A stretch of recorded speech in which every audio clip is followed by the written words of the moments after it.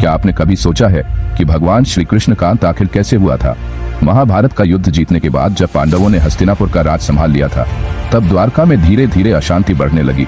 ऋषियों के श्राप से यादव वंश आपस में ही लड़कर एक दूसरे का विनाश करने लगे।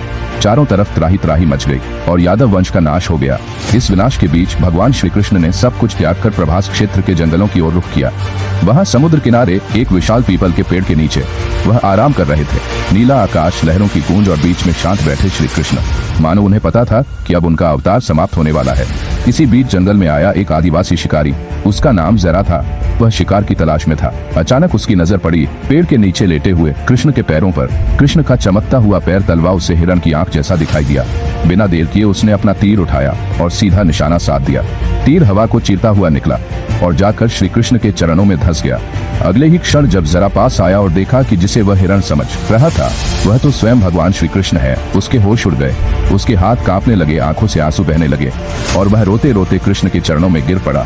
पर श्री कृष्ण ने मुस्कुराते हुए कहा, वत्स, भय मत कर, यह सब नियति का लिखा हुआ है। तेरे तीर से ही मेरा इस अवतार का अंत होना तय था, लेकिन असली रहस्य अभी बाकी था। कृष्ण ने आगे बताया, त्रेता युग में जब मैं राम था तब मैंने बाली का वध पेड़ के पीछे से किया था।